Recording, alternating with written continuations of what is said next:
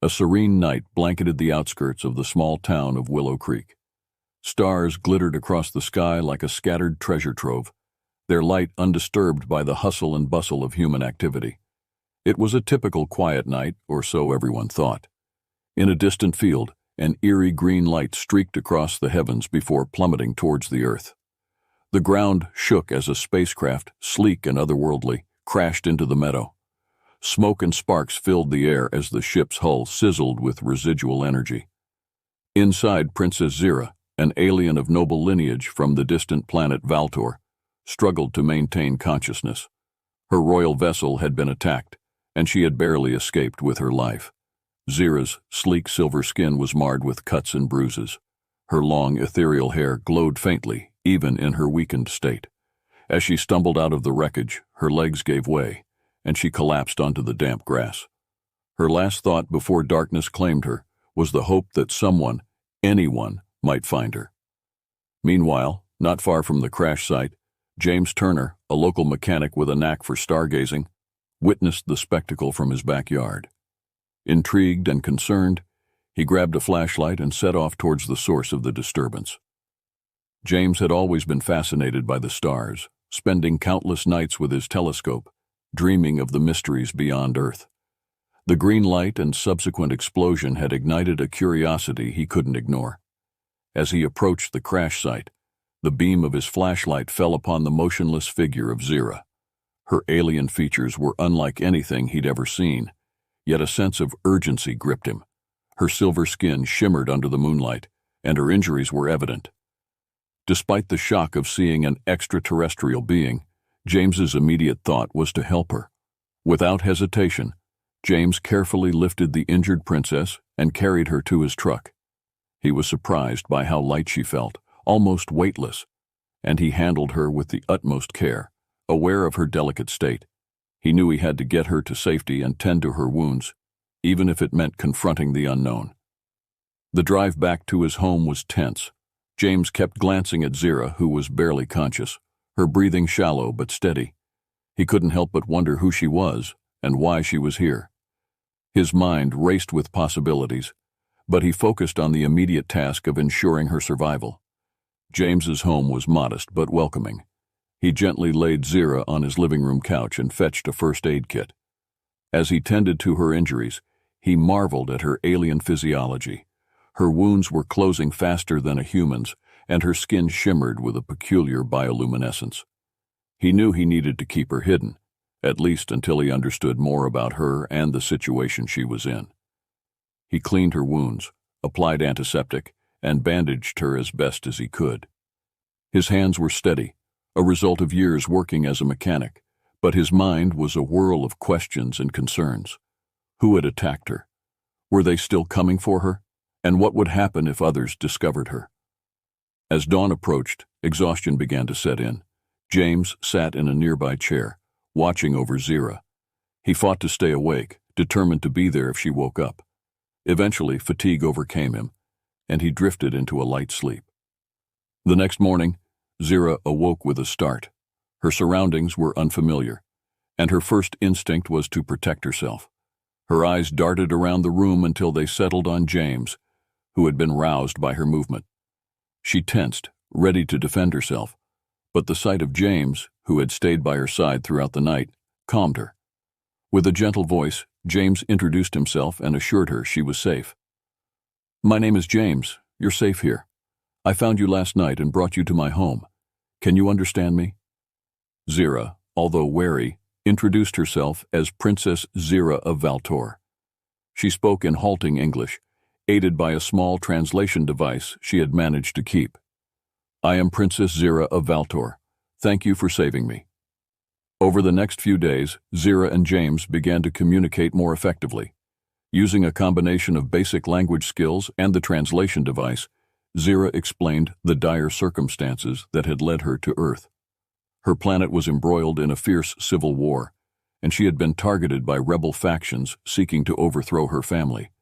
As she recovered, Zer's gratitude towards James grew. She was struck by his kindness and bravery.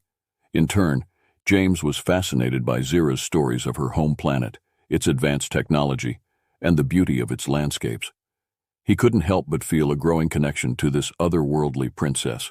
James introduced Zira to the basics of Earth, explaining the technology, the culture, and the people. He was careful to keep her hidden from the outside world, knowing that her discovery could lead to unwanted attention. They spent hours talking, learning from each other, and building a bond that transcended their different worlds. However, Zira's presence on Earth had not gone unnoticed. Government agencies had detected the crash and were closing in. Strange reports of unusual activity and the remnants of the alien ship had sparked interest and concern among the authorities. James knew they had to come up with a plan to keep her safe and, if possible, help her return home. One evening, while Zira was resting, James sat alone in his workshop, pondering their next move. He knew they couldn't stay hidden forever. The government would eventually find them, and he feared what might happen if Zira fell into the wrong hands. He resolved to help her find a way to contact her people and return to Valtor. Little did they know, time was running out. The agents were getting closer, and their search was becoming more intense. James and Zira would soon have to face the reality of their situation and make a daring escape to ensure her safety. As the moon rose high in the sky, James returned to the living room where Zira was peacefully sleeping. He couldn't shake the feeling that their lives were about to change forever. For now, he was content to watch over her, knowing that he had made a promise to protect her, no matter the cost.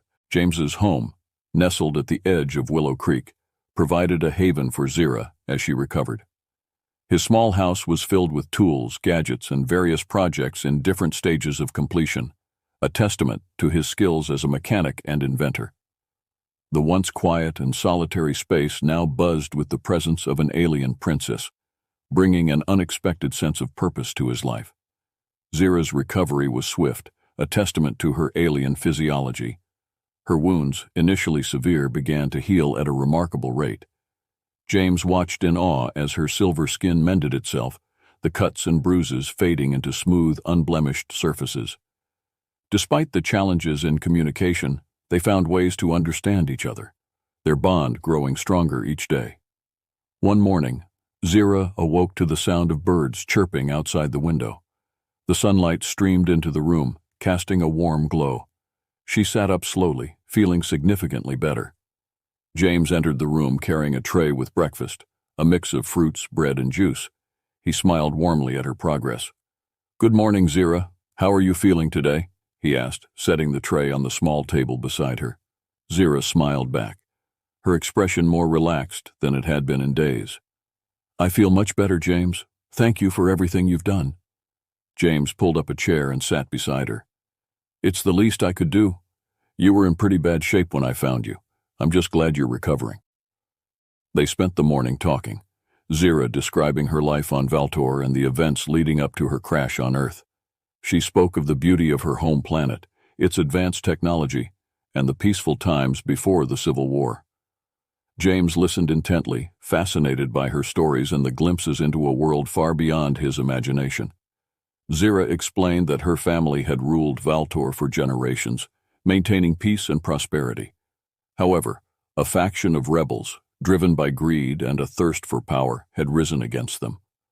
The Civil War had ravaged their planet, and Zira had been forced to flee when her ship was attacked. James shared stories of Earth, explaining human culture, technology, and history. He showed her how to use everyday items from kitchen appliances to the television, which Zira found particularly intriguing. They laughed together at old sitcoms, the humor bridging the gap between their worlds. Despite their growing camaraderie, a sense of urgency loomed over them.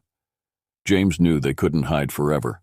The government was still searching for the source of the mysterious crash, and it was only a matter of time before they expanded their search to his area. One evening, as they worked on repairing a communication device salvaged from Zira's ship, James voiced his concerns. "Zira, we need to find a way to contact your people. The authorities are getting closer, and I don't think we can stay hidden much longer." Zira nodded, her expression serious. "I agree. Once we repair the communication device, I can send a distress signal to my loyalists. They will come for me." They worked late into the night, their combined skills and determination pushing them forward. The device was a complex piece of technology, far beyond anything James had ever encountered. But with Zera's guidance, they made progress. As they worked, Zera couldn't help but admire James's ingenuity and resourcefulness. He was unlike anyone she had ever met. Days turned into weeks, and their bond grew stronger. They shared more stories, dreams, and hopes, finding solace in each other's company. James marveled at Zera's resilience and strength, while Zera found comfort in James's unwavering kindness and determination. One afternoon, while taking a break from their work, Zera noticed a small photograph on a shelf. It was a picture of James with an older man, both smiling widely. She picked it up, curiosity evident in her eyes. "Who is this?" she asked, holding up the picture. James glanced at the photograph, a nostalgic smile touching his lips. "That's my father. He passed away a few years ago. He was a mechanic too, taught me everything I know." Zera set the picture down gently. "He must have been a great man." "He was," James replied, a hint of sadness in his voice. "I miss him every day." Their conversation was interrupted by the sound of a car pulling up to the house. James tensed, peering out the window. A black SUV had parked in the driveway, and two men in suits were approaching the front door. "Zera, we need to hide," James whispered urgently. "Those men are from the government." Zera's eyes widened, and she quickly followed James to a hidden compartment in the workshop. They climbed inside, closing the door behind them just as a knock echoed through the house. From their hiding spot, they listened as the men knocked again, then tried the door. Finding it unlocked, they entered, their footsteps echoing through the house. James held his breath, hoping their hiding place would remain undiscovered. The men moved through the house, opening doors and searching each room methodically. When they reached the workshop, James's heart pounded in his chest. The men rummaged through the tools and equipment, but thankfully, they didn't find the hidden compartment. After what felt like an eternity, the men left, their voices fading as they discussed their next steps. James and Zera waited in silence until they were sure the coast was clear. "We can't stay here much longer," James said, his voice tense. "They'll be back." Zera nodded, her expression determined. "We need to finish repairing the communication device. It's our only chance." That night they worked tirelessly, driven by the urgency of their situation. Finally, as the first light of dawn crept through the windows, the device hummed to life. Zera smiled, relief evident on her face. "It's working," she said, her voice filled with hope. "We can send the distress signal." James watched as Zera activated the device, a beam of light shooting into the sky. They stood together, their fate now in the hands of the Loyalists on Valtor. For the first time in weeks, they allowed themselves to hope for a better future. As the distress signal soared into the sky, James and Zera shared a moment of hopeful silence. The tension of the past few weeks had culminated in this critical moment, and now they could only wait. However, their respite was short-lived. The government agents were closing in, and it was only a matter of time before they returned. The following evening, Zera and James packed a few essentials and prepared for a swift departure. James equipped his truck with extra supplies, knowing they might need to survive on the run. The night was clear, the stars twinkling above them, a stark contrast to the danger looming on the horizon. "Are you ready?" James asked, his voice steady despite the anxiety gnawing at him. Zera nodded, her determination shining through her exhaustion. "Yes, let's go. We must find a safe place to await my Loyalists." As they drove away from James's home, they took back roads and avoided main highways, hoping to elude any surveillance. The quiet hum of the truck's engine and the occasional rustling of leaves were the only sounds accompanying them. Both were acutely aware of the importance of staying under the radar. Hours later, as they approached a secluded hilltop, the sky began to lighten with the first hints of dawn. They parked the truck and climbed to the top, carrying the communication device. The hill offered a clear view of the surrounding area, making it an ideal spot for the Loyalists to land undetected. "We should be safe here for a while," James said, setting the device down carefully. Zera activated the device again, sending a signal to guide her allies. As they waited, they couldn't help but feel the weight of the situation pressing down on them. Zera gazed at the horizon, her thoughts drifting to her home planet and the family she had left behind. "James, do you think they'll come?" she asked, her voice tinged with uncertainty. "I believe they will," James replied, his tone reassuring. "You've come this far and you've shown incredible resilience. They won't let you down." As they sat together, the bond between them deepened. They had become more than just allies. They were friends who had faced danger and uncertainty together. The moments of shared silence spoke volumes about their mutual trust and understanding. Just as the sun began to rise, a faint hum filled the air. Zera's eyes widened as a sleek silver spacecraft descended from the sky, its design similar to her own ship. Relief washed over her, and she turned to James with a grateful smile. "They're here," she said, her voice trembling with emotion. The spacecraft landed gracefully in the clearing, and a group of Valtorian loyalists emerged. They were dressed in intricate uniforms, their expressions a mix of relief and determination. The leader, a tall figure with an air of authority, approached Zera and bowed respectfully. "Princess Zer, we've come to take you home," he said, his voice filled with reverence. Zera nodded, her eyes shining with gratitude. "Thank you, Commander. This is James. He saved my life and helped me contact you." The commander turned to James and extended his hand. "We owe you a great debt, James. Your bravery and kindness will not be forgotten." James shook the commander's hand, a sense of pride swelling within him.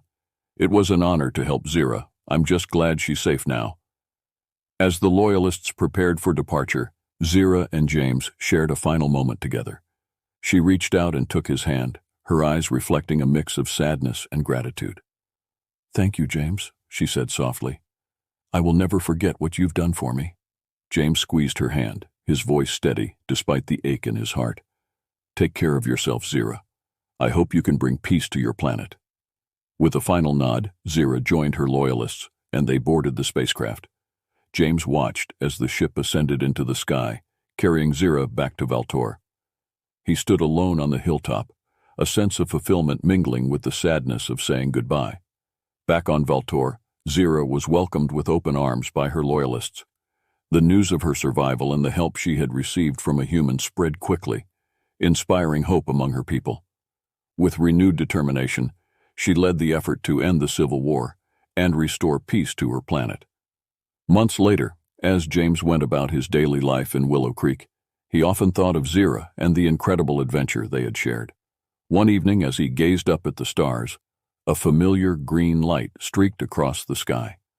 A small device fell gently into his backyard, containing a message from Zera. "Dear James, we have achieved peace on Valtor, and I am finally able to lead my people into a new era of prosperity. I wanted to thank you once more for your bravery and kindness. You will always have a friend among the stars. With gratitude and friendship, Princess Zer." James smiled, his heart warmed by the message. He knew that despite the vast distances between their worlds, the bond they had formed would endure. The night sky, once a source of mystery, now held a special significance, reminding him of the incredible connection between Earth and Valtor.